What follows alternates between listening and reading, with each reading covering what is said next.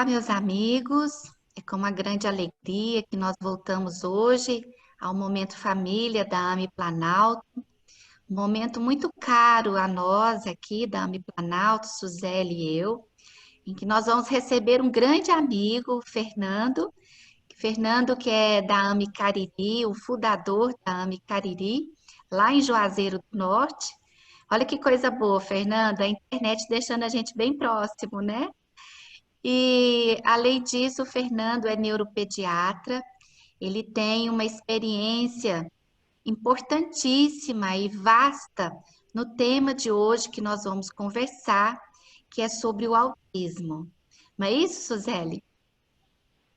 Isso, então já estamos agradecendo a presença do nosso querido irmão, a disposição, o carinho conosco, para podermos trabalhar e falar um pouco mais sobre esse tema que traz muitas dúvidas, né? Muitas pessoas nos procuram fazendo perguntas, então vai ser de grande aprendizado. Então, nosso agradecimento, doutor Fernando. Isso mesmo, Agra- Suzeli. Então, a gente fica muito feliz, Fernando, em te receber, né? E a gente fica muito assim naquela expectativa das suas palavras, porque as mães que muitas vezes nos procuram, mães que têm um filho autista, né? Ou que está naquela fase do diagnóstico, que a gente sabe que não é nada rápida, né? Então, a gente deixa com você uma palavra, Fernando, para você fazer uma introdução, como nós fizemos lá na mediunidade na infância, e depois a gente vai dialogar um pouquinho a esse respeito. Pois não. Prazer é nosso estar com vocês novamente. Aos caríssimos amigos e irmãos Arismar e Márcia, né? Que é um reencontro, como a gente chama, de almas, né? Que se perderam em algum momento, mas agora se reencontraram. E para nós é uma grande e imensa satisfação. Realmente falar de autismo, sem o paradigma médico espírita, para nós espíritas convictos, é muito complexo. Mas, academicamente, o autismo ele tem sido um desafio à ciência. O autismo não é tão novo como possa se pensar. Desde que Leo Kanner descobriu o autismo, através do seu trabalho de 11 crianças do sexo feminino, todas com um comportamento estereotípico, restrito e distúrbios da comunicação social, já se vão aí 77 anos. Mas coube a Landon Down, o mesmo descobridor da síndrome de Down em 1887, já falava sobre o autismo, o que ele chamou de autismo infantil precoce. E ele descreveu um grupo de crianças que tinham altíssimas habilidades para música, para letras, para números, que ele chamou, naquela ocasião, de idiot savant, né? Ou síndrome de Savant, como ficou durante muitos anos, até mais ou menos a década de 40, quando Leo Kanner, em 43, descreve. Mas, nesse intervalo de Leo Kanner, houve um psiquiatra chamado Eugene Bloyer, que considerou as crianças autistas como esquizofrênicas, coisa que o DSM-4, o DSM-4-TR e depois o DSM-5, em 2013, veio realmente referendar negativamente que aquilo não era esquizofrenia, é uma psicose infantil, e o autismo é um transtorno do neurodesenvolvimento associado ou não a comorbidades. Mas acontece que uma figura que é muito pouco descrita e pouco conhecida, porque ele teve o trágico final, que é o Bruno Bettenheim, que também era vienense e depois se transferiu para morar nos Estados Unidos como Leo Kanner, ele veio a suicidar-se aos 86 anos. Aí eu pergunto, nesse momento que passamos pelo Setembro Amarelo, você ter 86 anos de vida e no acaso da sua vida você fazer um suicídio. Porque Bruno Bettenheim criou a ideia da chamada mãe geladeira. E várias mulheres, além de ter seus filhos autistas, tinham que carregar esse preconceito de não amar os filhos, não desejar os filhos. E muitas mães vieram a suicídio. E isso, obviamente, a comunidade científica europeia caiu em cima de Bettenheim quando ele vai para os Estados Unidos e grande parte do trabalho dele passou esquecido e passou a ser desconhecido do meio acadêmico. Mas, em 1944, Hans Asperger descreve uma síndrome chamada, que deu qual nome ao próprio autor, a síndrome de Asperger, que foi conhecida, aceita, como o chamado autismo de alta resolução, porque são crianças, aquelas ditas crianças que Landon Down escreveu em 1887 e que eram chamadas idiotas savant, porque a síndrome de Asperger se caracteriza normalmente por um quociente intelectual normal e habilidades artísticas, principalmente musicista, piano, violinista, violoncelistas, eles são muito bons. Porém, essa luta continuou até 2012, no DSM-4, nós considerávamos o autismo como um transtorno do desenvolvimento infantil que envolvia 5 entidades nosologicamente descritas como o transtorno autístico, a síndrome de Rett, que só ocorre em meninas, é a única patologia desses transtornos, hoje chamado de transtornos autísticos, em que tem o gene biologicamente definido como marcador biológico, que é o cromossomo X, e a região do locus, chamado MSCP2, em que você pode pedir e firmar o diagnóstico de síndrome de Rett. Então, você tinha o Asperger, o autista, o síndrome de Rett, e tem 2 entidades impressionantes, uma chamada transtorno do desenvolvimento integrado, ou intenso infantil, que ninguém sabe que síndrome é essa. A criança vem até 2 anos e, subitamente, ela deflagra um processo de involução, com perda da linguagem, perda das habilidades manuais, mãos espelhadas, utiliza a mão como se fosse espelho. Então, o chamado transtorno desintegrativos infantis, hoje, principalmente a OMS e a APA, que é a American Psychiatry Association, considera, de fato, uma evolução desastrosa de um autismo grave. E, fora esse, nós temos uma miscelânea que está nesse grupo e que nós chamamos de transtornos desintegrativos infantis sem outras especificações. O problema é que o que sabíamos no passado não sabemos hoje. A possibilidade do transtorno autistas, que a partir de 2013, a APA e o DSM-5 fundiram todas as 5 síndromes em uma única e chamar-se-á transtorno do espectro autista, onde há uma forte evidência de envolvimento genético. Atualmente tem 850 genes em pesquisa, mas existem genes muito bem definidos, como os genes 3, o 4, que é a chamada neurolidina, o SANC3 e o SCANC4, mas existem outros, como o grupo de Miami, que atualmente está estudando o cromossoma 15, o 7, o 17, eles estão envolvidos. Resumindo, tal como o transtorno do déficit de atenção e hiperatividade, o autismo é poligênico. E ele sofre aquilo que nós chamamos hoje em dia de envolvimento epigenético. Não é só o fato de ter o erro no gen e no locus individualmente.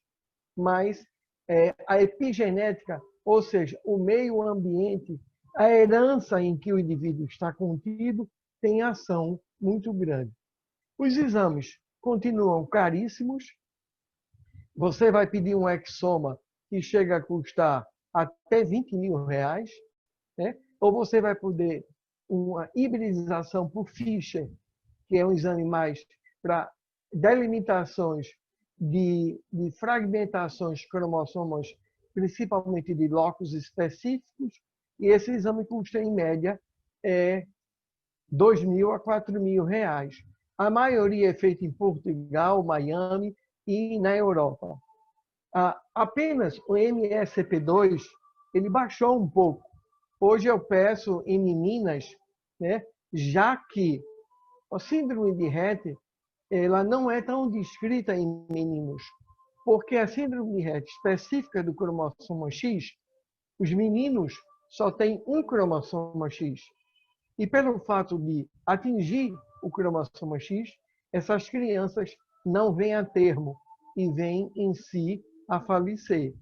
Então é mais comum em meninas, porque ambas têm 2 cromossomos X. Um é atingido, mas o outro fica. E a criança realmente vem ao nascimento. O diagnóstico diferencial da síndrome de Rett atualmente foi engrossado pelo diagnóstico da hiperlexia, que é um dos temas que estará contido na obra da FEB, que tem aí a Márcia e a Marta como organizadoras e nós como colaboradores. A gente descreve a hiperlexia para dar o diagnóstico diferencial de síndrome de Asperger, porque as crianças hiperléxicas têm um comportamento sócio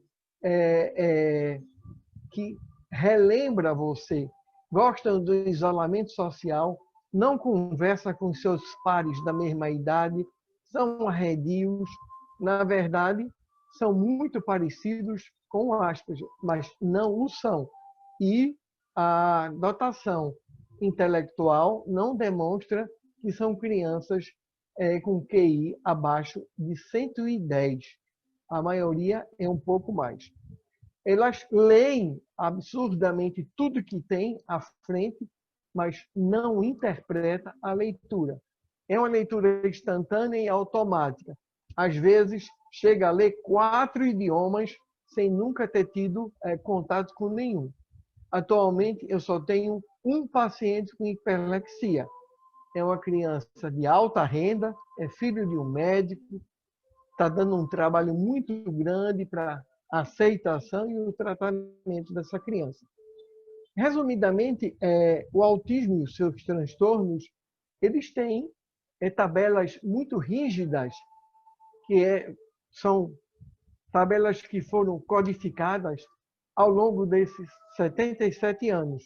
A primeira tabela, que é muito conhecida no Brasil, chama-se MCHAT, que é um Modifier Shield ou Checklist em todo.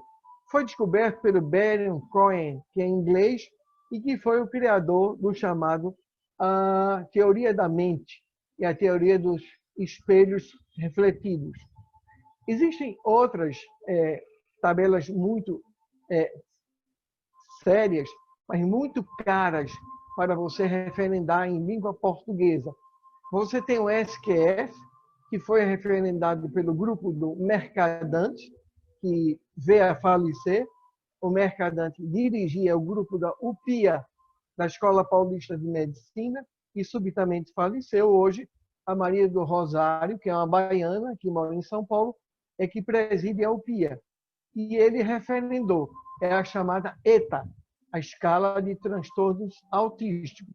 E você tem outras 2 inglesas, de língua inglesa, e que você, para usar, você tem que pagar àqueles que fizeram essas escalas. É a EIDOS e a EIDAI. A EIDOS é Autism Diagnostic Observation Schedule e a EIDAI é Autism Diagnostic Interview Revised. Elas não têm tradução ainda no Brasil, e são muito caras. Não existe, para a gente encerrar a parte científica, nenhuma dieta, nenhum complexo vitamínico, nenhum marcador biológico, nenhum exame, seja ressonância de alta performance, certo? Angiorressonância, tomografia, eletroencefalograma de alto padrão, nenhum desses exames dá o diagnóstico de autismo. O diagnóstico de autismo se baseia em observação, em paciência de aquele que observa. Ninguém fecha um diagnóstico de autismo em uma simples e única consulta. Eu peço aos meus pacientes, pais, e a grande maioria são casais muito jovens, do primeiro filho, que é o volume maior de crianças autistas. É mais comum em menino na relação de 4 meninos para uma menina. Hoje, a prevalência, estatisticamente, nos Estados Unidos, é um menino para cada 68 nascidos vivos normais. Então, feitas essas considerações, eu entraria da seguinte forma: sem aceitação de Deus, sem aceitação da lei da reencarnação, ou lei palingenética, como nos chama o autor Jorge de Andrea, ou a reencarnação, como a lei biológica, como chama Décio Yandeli Júnior, sem o aceitamento das leis morais de Deus, que representam a parte terceira do Livro dos Espíritos, e sem a aceitação de que nós somos um espírito, ser imortal, criado pelo Criador incriado, em multis e milenares palingenésicas reencarnações, não se poderá explicar o autismo sob o ângulo exclusivamente médico. Por quê? Para que vocês possam ver a complexidade. Eu tenho um caso de crianças trigêmeas femininas autistas. Isso é fácil de explicar. E ontem me voltou 2 gêmeas univitelinas em uma cidade próxima aqui do Juazeiro. E eu exauridamente perguntava à mãe que elas estão evoluindo muito bem, por sinal. Elas, quando me vieram, era nível 3 de exigências, que foi uma das categorias que o DSM-5 impôs. Nível 3, muita exigência técnica. Nível 2, regular exigência técnica. E nível 1, pouca exigência técnica. Que envolve o quê? Neuropediatra, odontopediatra, TO, psicomotriz, psicólogo, psicopedagoga, acompanhante terapêutico e o PEI na escola, que é o Programa de Ensino Individualizado. Essas crianças exigem, no mínimo, pela UCLA, Universidade da Califórnia, que é o Dias, um brasileiro que hoje mora lá e que preside essa parte, nós precisamos, normalmente, de 30 horas de aplicação do sistema ABA, que tem se mostrado, até o presente momento, a análise do comportamento aplicada a melhor técnica em qualquer ângulo que você possa ser. Inicialmente, o ABA foi só por psicólogos. Hoje você tem ABA em fonoaudiologia e ABA em terapia ocupacional. E, normalmente, aqui na região, cresceu muito a região. Então, a gente tem vários grupos formados de ABA. Lembrar que a certificação de ABA é dada pelo Colégio Internacional de ABA e é caríssimo. As colegas pagam aqui em média de 8 a 10 mil reais por um certificado. Só assim elas podem exercer por causa dos convênios. Né? Então, seriam essas a abordagem acadêmica com viés, que nós vamos debater com certeza, que é a introdução da espiritualidade nesse ser em evolução. E é interessante, né, Fernando, que esses pacientes, quando eles chegam no consultório, né, essa possibilidade do diagnóstico, o levantamento da hipótese diagnóstica, assusta um pouco as mães e os pais, não é verdade, Fernando? Qual a sua experiência É verdade. nessa parte? Na verdade, Márcia, a maioria chega assim. Eu estou aqui para o senhor confirmar esse diagnóstico, né? Há muitos anos atrás, me chegou uma paciente vindo de uma colega do Instituto Batargão Gesteira, do Rio de Janeiro, que é a Natália, é uma pediatra. E o menino já um adolescentezinho. E a mãe disse, eu vim para o senhor examinar meu filho, confirmar um diagnóstico, mas eu achei por bem nem tocar e perguntar a ela que diagnóstico era. Aí eu perguntei, onde a senhora morava? Eu morava no Rio, meu marido é bancário e foi transferido aqui para o Nordeste e para o interior do Ceará, aqui em Juazeiro. No meu consultório, existem 3 bustos de músicos clássicos, de maestros, de musicistas. O jovem virou a cabeça e viu, mamãe, ele gosta de música clássica. E eu fiquei calado. Olha os bustos que eu estou vendo. Beethoven, Mozart e Bach. Aí chegou para mim e disse, você sabia que a serenata de Mozart foi feita em 1000? Aí começou. Quase que dizia a discografia de Mozart. Quando terminou, a mãe riu para mim, doutor, você já sabe, né? Porque me disseram que o senhor tinha muita experiência. Eu digo, aspas. Aspas. Porque o aspas se baseia nesses aspectos. Então, eu normalmente não gosto de dar diagnóstico. Eu gosto de observar o ser. Principalmente agora com esse risco da hiperlexia. E a outra coisa, eu não citei. Existe uma síndrome que entra no diagnóstico diferencial do autismo grave, que é o transtorno desintegrativo infantil, é o TDI, que é a síndrome de Landau-Kleffner, que eu só tenho um caso e que acompanho desde 6 meses de idade, hoje está com 21. O Landau-Kleffner a criança apresenta um comportamento autístico, não consegue desenvolver a linguagem, não tem alterações auditivas ou de articulação fonética na sintaxe da língua pátria, mas não consegue emitir uma só palavra.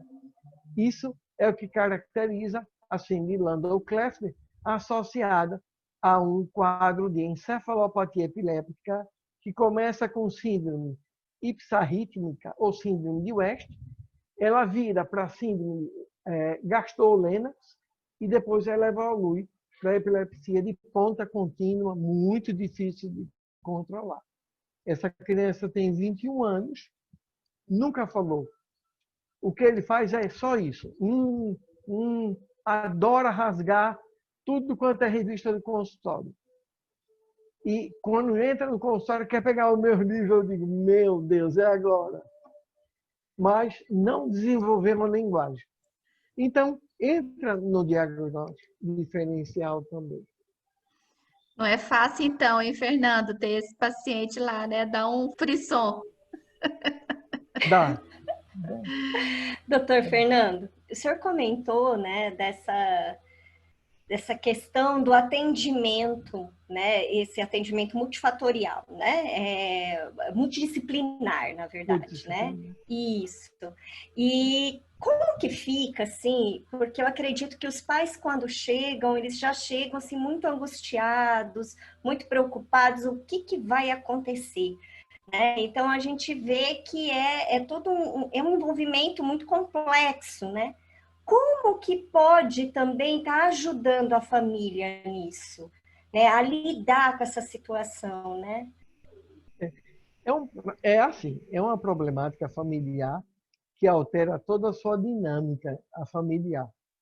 E que a gente tem que ter um cuidado muito grande e dentro dessa dinâmica há bastante relatos na bibliografia sobre dinâmica familiar de que uma criança deficiente ou com necessidades especiais em uma família pode levar a família a desgastar-se, a separar-se, porque o imputamento de culpa de um pai para uma mãe, você me gerou um filho assim, eu não queria. Foi o primeiro filho homem, aquela ideia do patriarcado, da continuidade da família através do varão, filho homem, que veio apenado.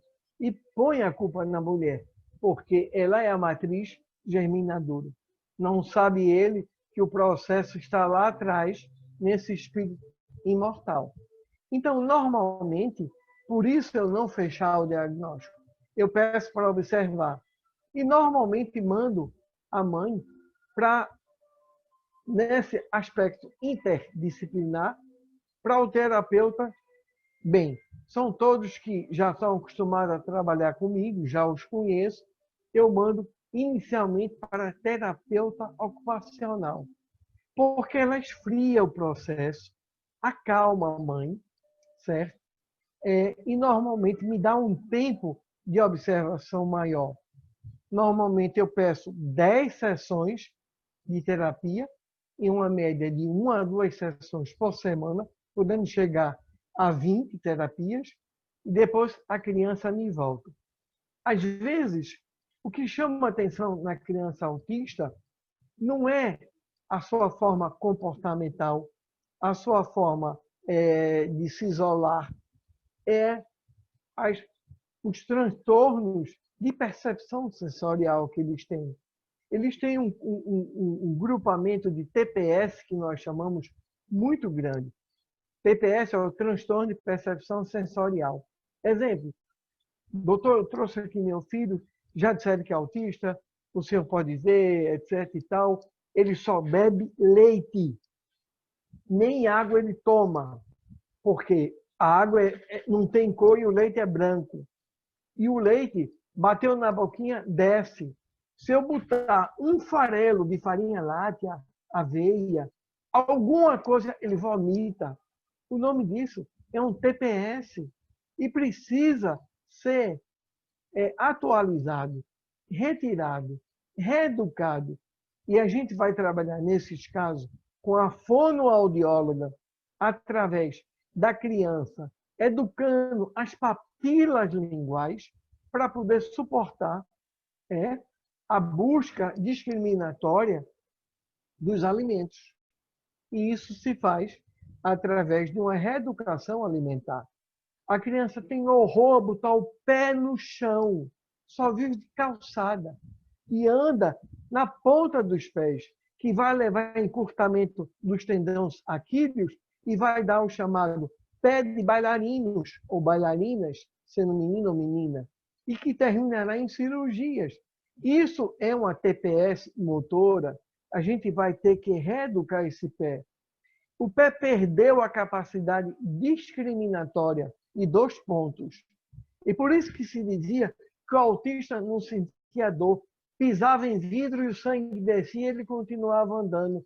Lê do engano. As vias sinápticas que levam à dor são totalmente normais. Os corpúsculos de Ruffini, do calor e da dor de Patin são normais. O que existe, na verdade, é o sistema límbico como relé de emoções que não leva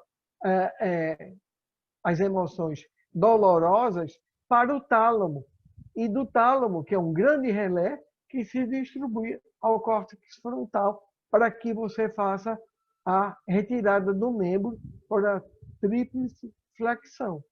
Então, cada criança autista é um modelo de percepção. Cada criança autista, individualmente, é um ser. Por quê? Como as 2 gêmeas ontem. Lembrar a todos que nos assistem que a criança univitelina, ao seu irmão, ele é um monoclone genético. Por isso que, na criança univitelina, o risco do seu irmão ser autista é de 96%, mas na criança biviterina é de 2,8%. Isso segundo a Sociedade Mundial de Autismo, na sua prevalência e exposição genética. Fernando, só para a gente finalizar então essa parte mais técnica, né? Uma das coisas que muitas vezes as mães chegam no consultório, elas falam, dão uma palavra que talvez caberia aqui a gente poder explicar para quem está nos assistindo, né? Que é o transtorno do espectro autista, né? Então, o TEA, né? Você poderia passar para nós um pouquinho assim a sua experiência, desde quando o paciente chega até a gente fechar o diagnóstico em torno do transtorno, desse espectro autista? É. Como eu disse anteriormente, não há uma criança igual ao outro. O TEA envolve aqueles 5 grupos que o DSM-5 de 2013 catalogou e uniu todos. Aí ficou para nós, médicos, a observação de redefinir o TEA. Bem, poderíamos dizer, seu filho tem um transtorno do neurodesenvolvimento que, aparentemente, leva a se enquadrar em TEA, o transtorno do espectro autístico. Mas as pessoas hoje entram e acessam muito a web e às vezes perguntam, é um Asperger? É um RET? E a gente tem que dizer, isso tudo acabou. Agora nós chamamos de apenas TEA. E o TEA pode vir, aí tem que vir. Eu tenho que olhar o seu filho se está associado a um déficit intelectual, a um déficit visual, a um déficit auditivo, a uma comorbidade como Landau-Kleffner, a uma crise epilética, 40% das crianças autistas têm epilepsia, certo? E se não trata de uma hiperlexia, que é o diagnóstico mais novo. Feito isso, a gente vai dizer o seguinte, não há nenhum exame, porém, me faça, sabe o quê? Um cariotipo de banda ultrassensível em banda G. É um exame genético que me aporta a possibilidade do seguinte, a criança autística está vinculado a 32 síndromes genéticas. Obviamente que não vamos fugir do escopo da nossa palestra, mas alguns poderíamos dizer síndrome de Cornelia-de-Lange, síndrome de Carpenter, síndrome de Down, certo? Síndrome de Brandenburgo, síndrome de Landau-Kleffner, e por aí vai. Lembrar os senhores que nós temos hoje 13.200 doenças genéticas, né? O John Smith, que já faleceu há tempo, é o maior autor de investigação genética no mundo para crianças, né? E o Gerson Karachunski, do Rio de Janeiro, hoje é o filho dele que domina essa área. Então, um cariótipo de banda G é muito bom. Feito isso, a gente demanda para os diversos grupos. Se o que me chama mais atenção é a criança que não fala, lembrar que todos nós, como mamíferos, dímeros, sencientes, conscientes, né? Somos animais.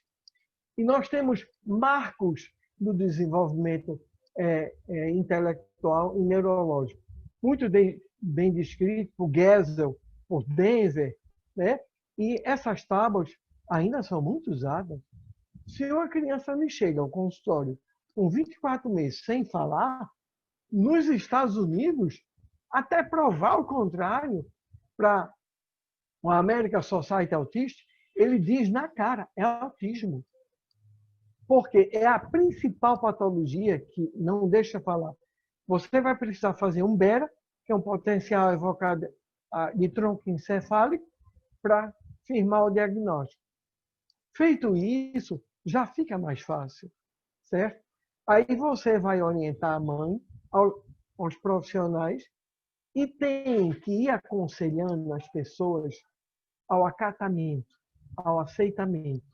E nessa hora que a responsabilidade do profissional é muito grande, porque autista hoje, dado o diagnóstico, autista ao longo da vida, certo? Se permanecer em atendimentos interdisciplinares específicos com grandes melhoras possíveis de se fazer. Então, seria isso o mais importante, né? Doutor Fernando, e diz para mim, agora que nós falamos bastante dessa parte técnica, né, clínica, o que o Espiritismo ele vem trazer para a gente sobre, o que ele nos dá de esclarecimento sobre esse nosso assunto? Olha, eu diria a você simplesmente tudo. A doutrina dos espíritos, ela é maravilhosa. Não, o espiritismo, obviamente, não aceita proselitismo nem fanatismo. É uma ciência racional, autônoma, que lhe permite realmente algumas coisas interessantes. Me baseando exclusivamente na doutrina, então você veja o seguinte: no Evangelho segundo o Espiritismo, capítulo 1, eu não vim destruir a lei, item 5, veja bem, o Espiritismo é a ciência nova, que vem revelar ao homem, por meio de provas irrecusáveis, a existência, a natureza do mundo espiritual e suas relações com o mundo corpóreo. O Espiritismo é a chave pela qual tudo se explica de maneira fácil. Agora a gente vai ao Evangelho, capítulo 16, item 8, e vê o seguinte: o corpo procede do corpo, mas o espírito não procede do espírito. Porquanto o espírito já existia no plano espiritual. Não é o pai quem cria o espírito do filho, apenas dá o seu invólucro, a matéria orgânica, certo? Portanto, auxiliar, educar e transformar esta alma que lhe é dada por Deus é a missão dos pais. Eu acho que esses dois itens, eles conseguem explicar tudo. Aí eu pergunto, o que é uma alma? A alma é um espírito encarnado. Quem é a criança? A criança é uma alma. E o alma, o que é? Um espírito encarnado. Porém, o que é o espírito? O espírito é um ser inteligente da criação que habita o plano imaterial que nos circunda. Aí se pergunta, quando Herculano Pires escreveu a sua obra Introdução à Filosofia, ele descreveu uma nova relação. São relações metasistemáticas. O que termo é esse novo? Relações metasistemáticas são as nossas relações com o mundo invisível. E através dessas relações, certo? Onde está o meu arquétipo, que é uma palavra junguiana, o meu arquivo, o meu todo, certo? Aí eu vou encontrar. Se eu, como espírito imortal, criado pelo Pai, eu tenho leis, como a lei do amor, da justiça, da caridade, a lei do trabalho, do progresso, da reprodução, da destruição, da conservação e a lei da oração. Se eu tenho essas leis e eu factivelmente, no meu arbítrio, porque eu não sou um ser término de Deus, como diz Pedro de Camargo Vinícius, na obra Em Torno do Mestre. Eu sou a criatura inacabada de Deus, com livre-arbítrio para me construir em minha reta em direção ao Pai, naquilo que o apóstolo Paulo diz, 3 coisas que levam direto a Deus: o amor, não a ti, ao próximo, a justiça e a ciência. Por isso que a ciência tem uma responsabilidade, como agora, esse fenômeno pandêmico tão grande. Então, o espírito, esse ser milenar, né, em que eu olho uma criança no berço, né, e eu não sei o passado desse ser apenas me dado, eu não sei se nos seus arquivos, no seu campo espiritual, ele tem feridas importantes que levaram aquilo que Joana de Ângeles diz no seu penúltimo livro, né? Sobre a maldade, né? Não me lembro assim do título, mas fala sobre isso. ela diz uma palavra muito interessante. Ela nos diz que a culpa e o remorso são os pássaros pretos que sobrevoam as nossas consciências.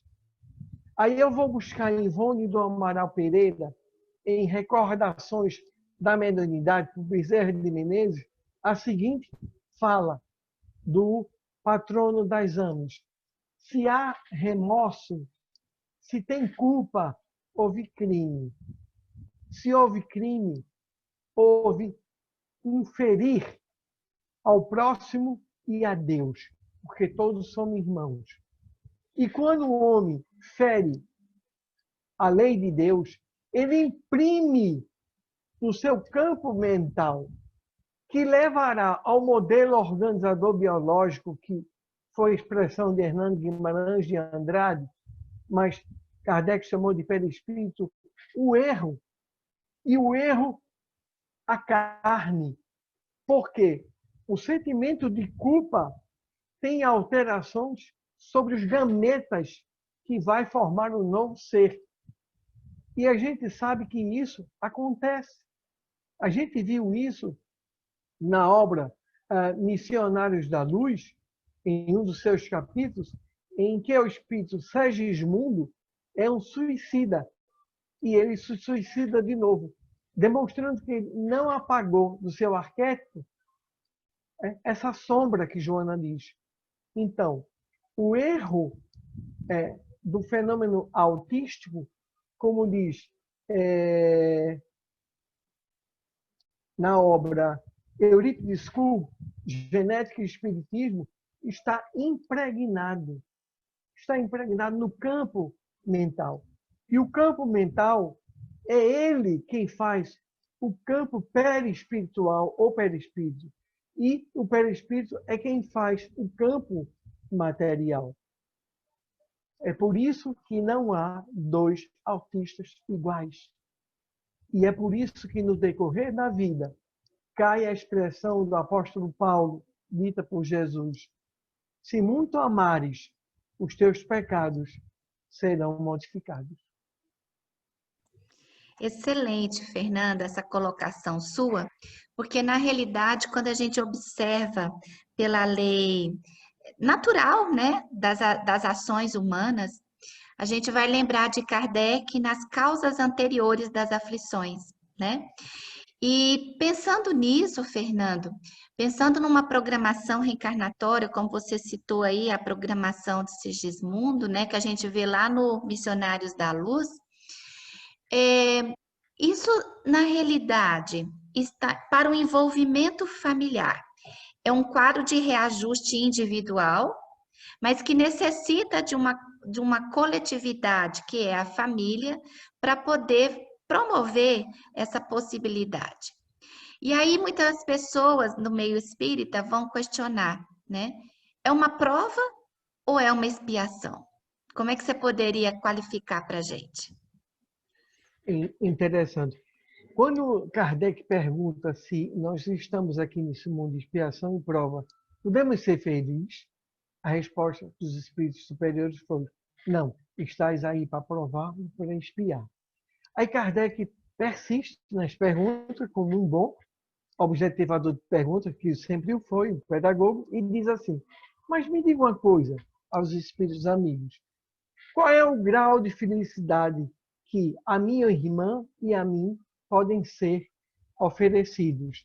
Aí a resposta tranquila que responderia isso: no plano material, a posse do necessário.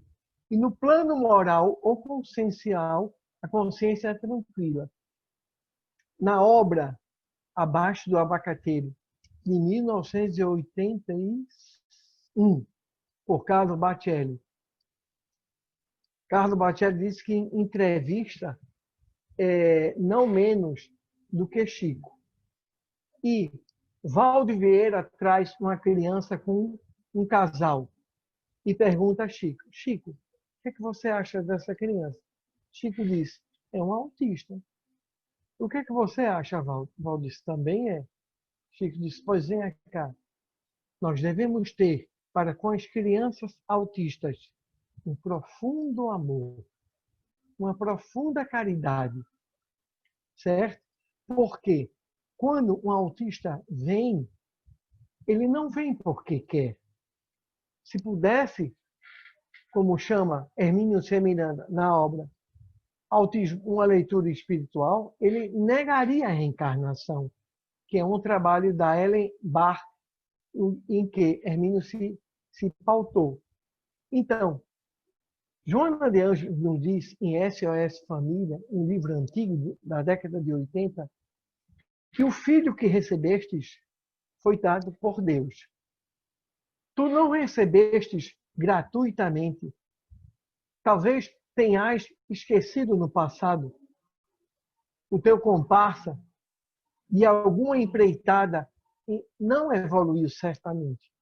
E agora ele retorna para que, no amplexo do amor, tu como mães e tu como pais, possam referendar a esse ser o merecimento do teu amor, do teu respeito. Então, nenhum pai que recebe uma criança autista, e que eu os denomino como pais especiais, porque todos foram alertados no plano espiritual, ainda que iriam ter um filho autista na programação reencarnatória dos pais e do filho. E nada nos é entregue sem nós querermos. O Pai é justo, misericordioso e bom. Para os pais, é uma grande provação. Para a criança, é uma expiação e provação. Porque nem toda provação é uma expiação, mas toda expiação, como diz o Evangelho, é uma provação.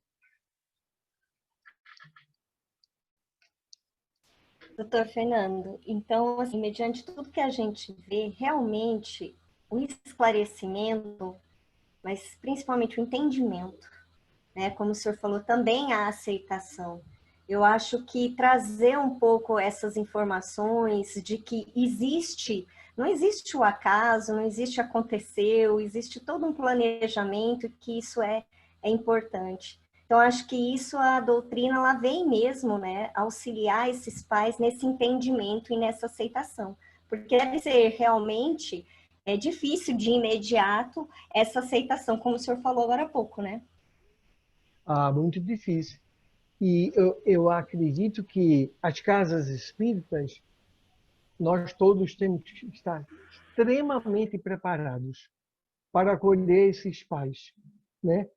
Na obra Mediunidade e Obsessão, de Sueli Caldas Schubert, no último capítulo, há uma frase da evangelizadora Teresinha, que eu achei belíssima, e que ela diz o seguinte, que casos como esse, precisamos de falar de Jesus, do amor de Jesus, o quanto Jesus tem amor e compaixão por nós. Lembrar que a compaixão é a virtude das virtudes teologais, né? Então, a compaixão de Jesus. Falemos de Jesus a essas crianças.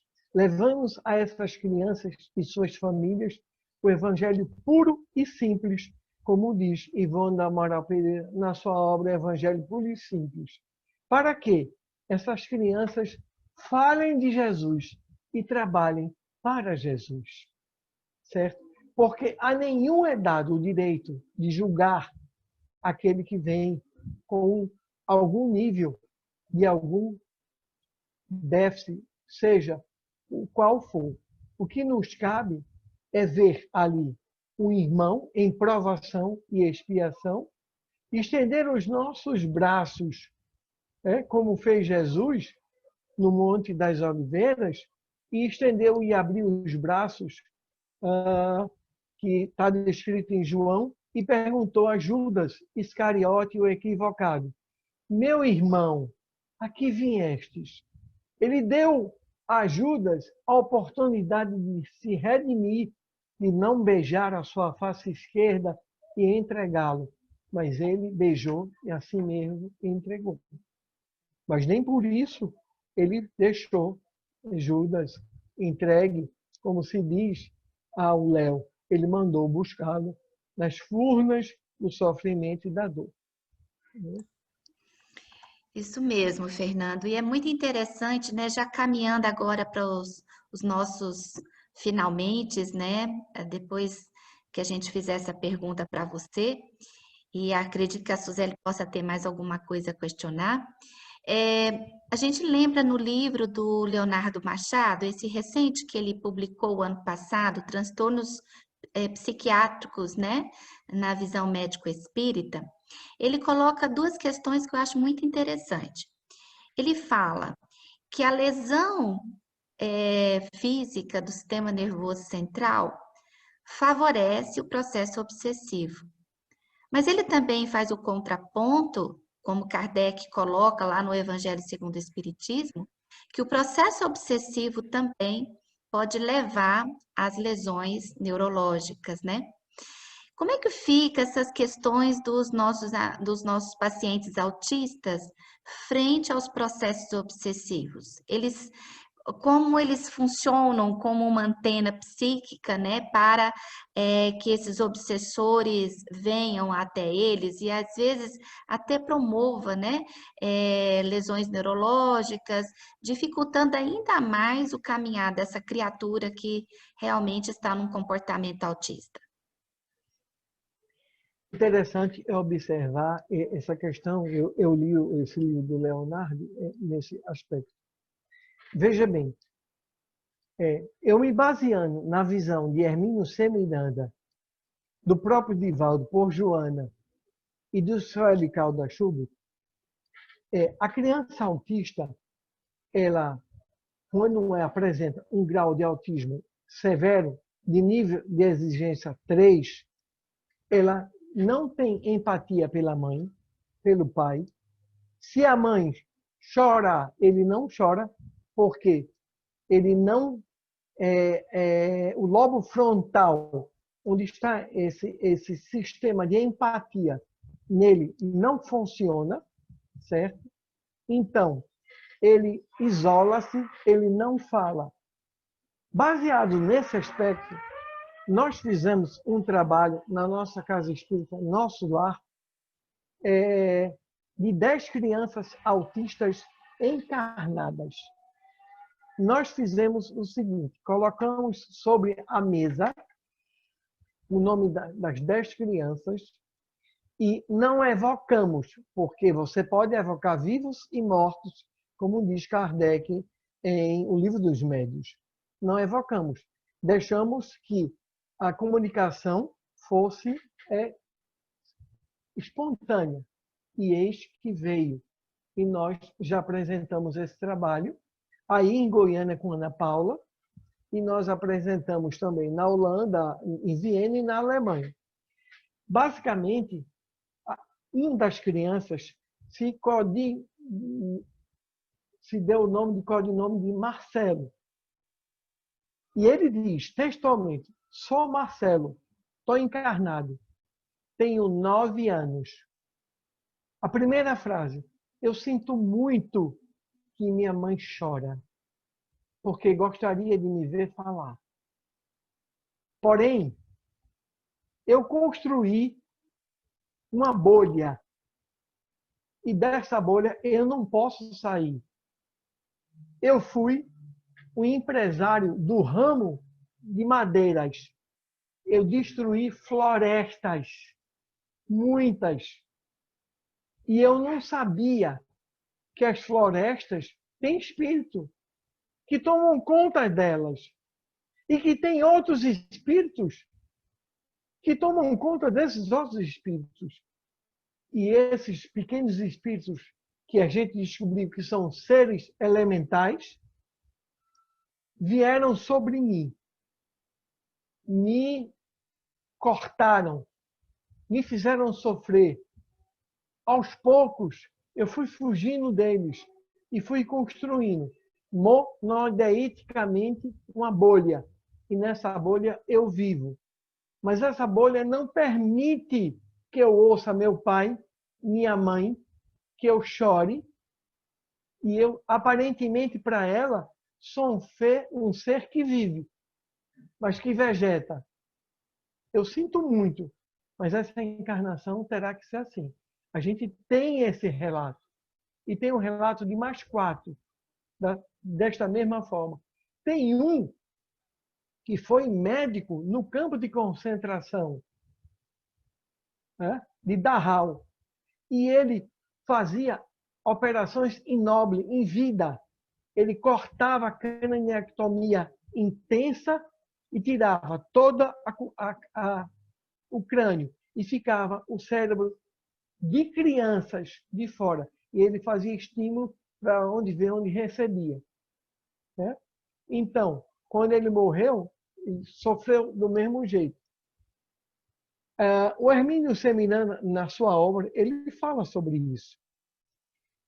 Na verdade, os processos obsessivos que atingem as crianças autistas são processos obsessivos de vingança, como todo processo obsessivo é, mas que não os atinge.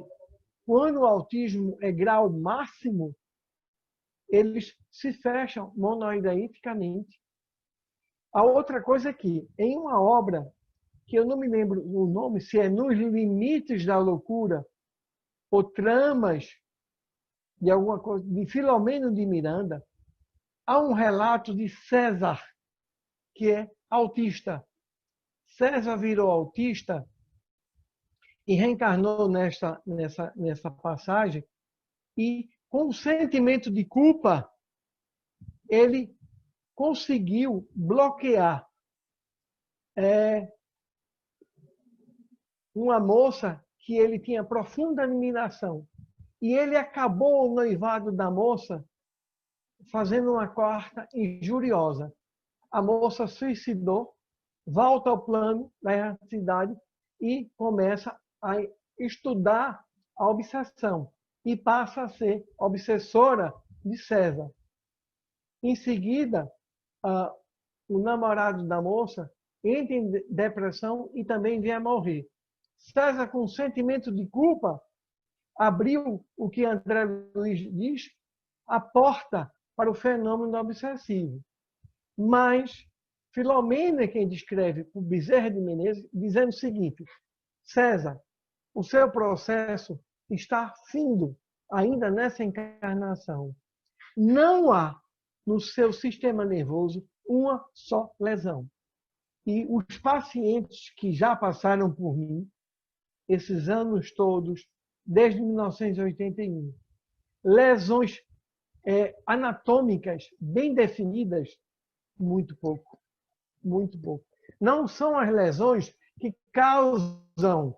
Aí, eu da causa ao efeito.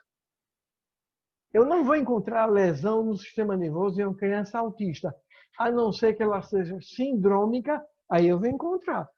Na síndrome do Kleffner, eu não tenho o septo pelúcio que cobre o corpo caloso. Eu posso ter um fenômeno de esquizoencefalia de lábio aberto, que é um defeito de migração neuronal. Aí tudo bem, mas é uma síndrome que levou ao autismo. O quadro não é de autismo puro, nitidamente autísticos puro, não há lesão. Não há lesão. E as bibliografias estão aí para provar. O grupo do Francisco Bezerra da Assunção, da escola da Universidade de São Paulo, ele e a colega Luísa, Luísa, o nome dela. Há aquele livro bem grosso de neuropsiquiatria infantil. Então, tem uma parte que fala sobre a parte radiológica. O Salomão Schwartzman, que eu adoro, é de São Paulo, da Mackenzie, não descreve nada. Não descreve nada. Não há lesão. Né? Muito interessante os exemplos que o senhor deixou para a gente. É sempre bom nós sabermos, né, esses exemplos para a gente poder se olhar até melhor e entender melhor aquilo que está à nossa volta, né?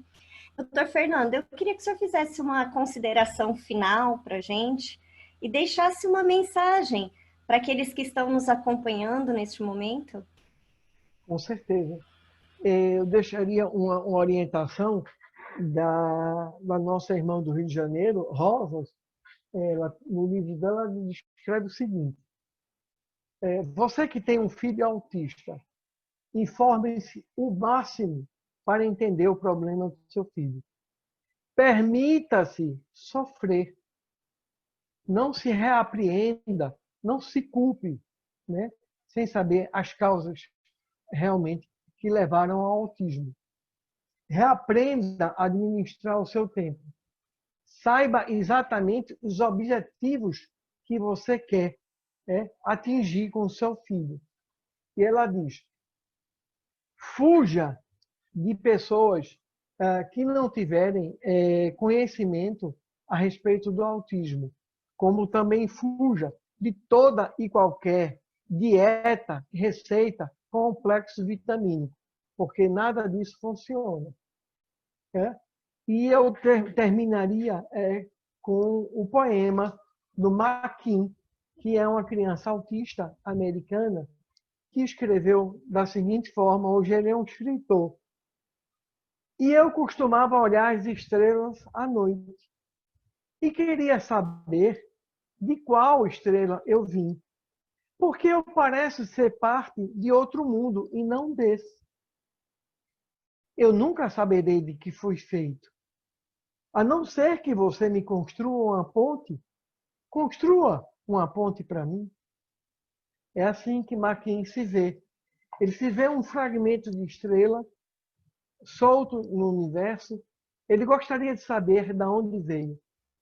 Se nós olharmos a individualidade do ser como um produto teológico divino, como diz Ervênia Prado na sua obra, né, do Espiritismo e do Cérebro Trino, nós somos um projeto teleonômico de Deus.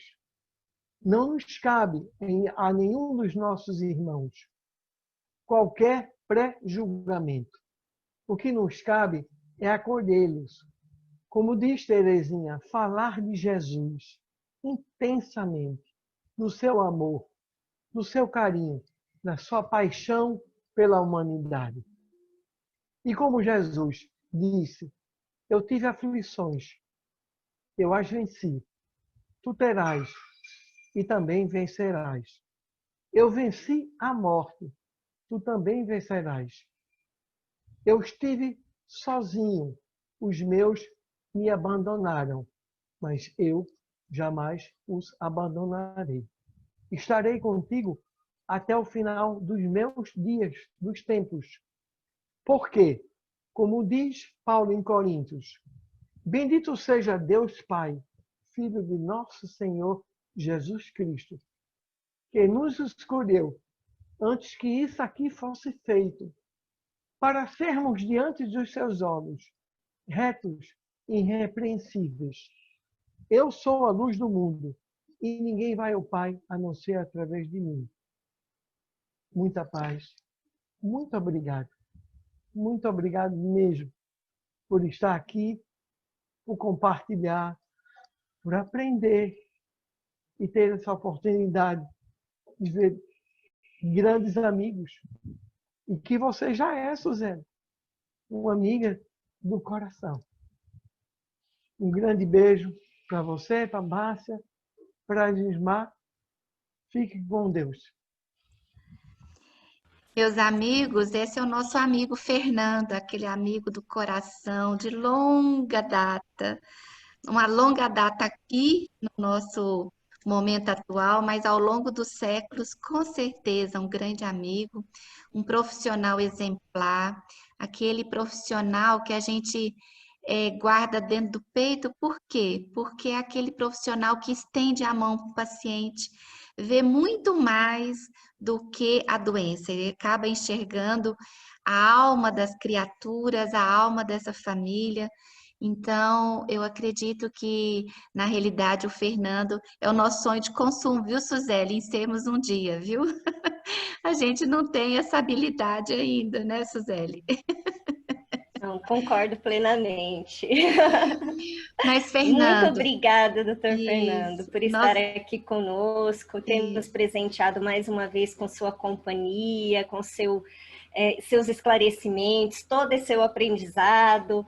Foi maravilhoso. A gente agradece de coração. E eu preciso lembrar que nesse momento, para você que está nos assistindo, não esquecer de se inscrever no nosso canal da AME Planalto, ativar as notificações para estar sempre por dentro das novidades que nós estamos sempre trazendo aqui para vocês, tá? E para sempre estar acompanhando conosco o nosso Momento Família. Exatamente. E também só lembrando, né, Suzeli, que nós fizemos uma dobradinha, viu, Fernando? Na próxima nossa entrevista, nós vamos conversar no momento com a família, com a Cris, lá de Londres, mãe da Milena, que vai falar da experiência dela como mãe de um paciente autista. Então, a gente pensou com muito carinho nessa dobradinha sua e dela, porque é uma coisa complementa a outra. Uma coisa é a visão do profissional que tem uma extensão do entendimento do campo doutrinário. Outra coisa é uma visão de mãe que também tem essa vivência doutrinária. Então, eu acho que a gente vai ser muito agraciado com muito aprendizado. Fernando, muito obrigada por você ter acompanhado conosco até agora. Eu é que agradeço. Ela tem me ensinado muito, porque cada autista, para mim, que chega, é um livro aberto. É um livro aberto que eu vou aprendendo, se ele vai me permitindo, e eu vou ensejando poder ajudá-lo. É para isso que nós aqui estamos, para nos ajudar uns aos outros. Beijo para vocês, muita paz. Beijo grande, Fernando. Fica com Até. Deus. Até, amigos. Até uma próxima vez.